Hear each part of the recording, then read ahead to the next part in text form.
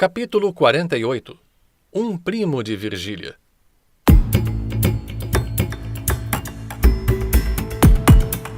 Sabe quem chegou ontem de São Paulo? Perguntou-me uma noite Luiz Dutra. Luiz Dutra era um primo de Virgília que também privava com as musas. Os versos dele agradavam e valiam mais do que os meus, mas ele tinha necessidade da sanção de alguns que lhe confirmasse o aplauso dos outros. Como fosse acanhado, não interrogava ninguém, mas deleitava-se com ouvir alguma palavra de apreço. Então criava novas forças e arremetia juvenilmente ao trabalho. Pobre Luiz Dutra, apenas publicava alguma coisa, corria à minha casa e entrava a girar em volta de mim à espreita de um juízo, de uma palavra, de um gesto que lhe aprovasse a recente produção, e eu falava-lhe de 1000 coisas diferentes, do último baile do catete, da discussão das câmaras, de berlindas e cavalos, de tudo, menos dos seus versos ou prosas. Ele respondia-me a princípio com animação, depois mais frouxo, torcia a rédea da conversa para o seu assunto, abria um livro, perguntava-me se tinha algum trabalho novo, e eu dizia-lhe que sim ou que não, mas torcia a rédea para o outro lado, e lá ia ele atrás de mim, até que empacava de todo e saía triste. Minha intenção era fazê-lo duvidar de si mesmo, desanimá-lo, eliminá-lo. E tudo isto ao olhar para a ponta do nariz. Capítulo 49. A ponta do nariz.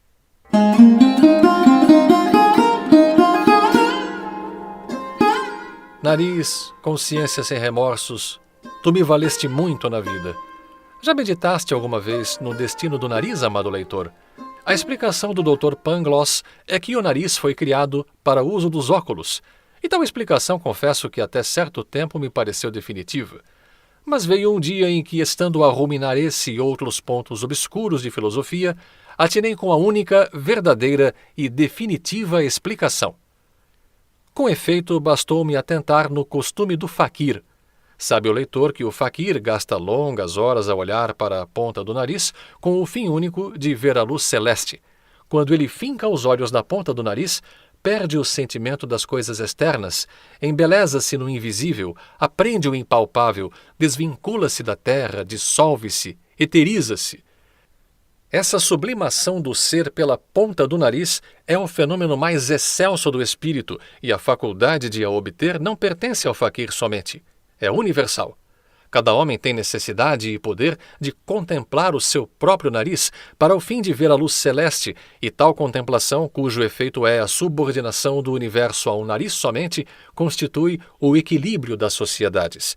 Se os narizes se contemplassem exclusivamente uns aos outros, o gênero humano não chegaria a durar 2 séculos. Extinguia-se com as primeiras tribos. Ouço daqui uma objeção do leitor. Como pode ser assim? Diz ele, se nunca jamais ninguém não viu estarem os homens a contemplar o seu próprio nariz. Leitor obtuso, isso prova que nunca entraste no cérebro de um chapeleiro. Um chapeleiro passa por uma loja de chapéus. É a loja de um rival que abriu há 2 anos. Tinha então 2 portas, hoje tem 4. Promete ter 6 a 8. Nas vidraças ostentam-se os chapéus do rival. Pelas portas entram os fregueses do rival. O chapeleiro compara aquela loja com a sua, que é mais antiga e tem só 2 portas, e aqueles chapéus com os seus, menos buscados, ainda que de igual preço. Mortifica-se naturalmente, mas vai andando, concentrado, com os olhos para baixo ou para frente, a indagar as causas da prosperidade do outro e do seu próprio atraso, quando ele, chapeleiro, é muito melhor chapeleiro do que o outro chapeleiro. Nesse instante é que os olhos se fixam na ponta do nariz. A conclusão, portanto, é que há 2 forças capitais: o amor, que multiplica a espécie, e o nariz, que a subordina ao indivíduo. Procriação, equilíbrio. Capítulo 50. Virgília casada.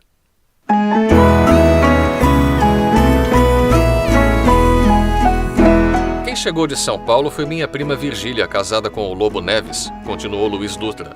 Ah, e só hoje é que eu soube uma coisa, seu maganão. Que foi? Que você quis casar com ela. Ideias de meu pai, quem lhe disse isso? Ela mesma. Falei-lhe muito em você, e ela então contou-me tudo. No dia seguinte, estando na Rua do Ouvidor, à porta da tipografia do planchê, vi assomar à distância uma mulher esplêndida. Era ela. Só a reconheci a poucos passos, tão outra estava, a tal ponto a natureza e a arte lhe haviam dado o último apuro. Cortejamo-nos. Ela seguiu. Entrou com o marido na carruagem que os esperava um pouco acima. Fiquei atônito. 8 dias depois, encontrei-a num baile. Creio que chegamos a trocar 2 ou 3 palavras, mas noutro baile, dado daí a um mês em casa de uma senhora que ornara os salões do primeiro reinado e não desornava então os do segundo, a aproximação foi maior e mais longa, porque conversamos e valsamos. A valsa é uma deliciosa coisa. Valsamos. Não nego que ao conchegar ao meu corpo aquele corpo flexível e magnífico, tive uma singular sensação, uma sensação de homem roubado. Está muito calor, disse ela logo que acabamos. Vamos ao terraço? Não. Pode constipar-se. Vamos a outra sala. Na outra sala estava Lobo Neves, que me fez muitos cumprimentos acerca dos meus escritos políticos, acrescentando que nada dizia dos literários por não entender deles, mas os políticos eram excelentes, bem pensados e bem escritos. Respondi-lhe com iguais esmeros de cortesia e separamo-nos contentes um do outro. Cerca de 3 semanas depois, recebi um convite dele para uma reunião íntima. Fui. Virgília recebeu-me com esta graciosa palavra: "O senhor hoje há de valsar comigo." Em verdade, eu tinha fama e era valsista emérito. Não admira que ela me preferisse. Valsamos uma vez e mais outra vez. Um livro perdeu Francesca. Cá foi a valsa que nos perdeu. Creio que essa noite apertei-lhe a mão com muita força e ela deixou-a ficar como esquecida e eu a abraçá-la e todos com os olhos em nós e nos outros que também se abraçavam e giravam um delírio.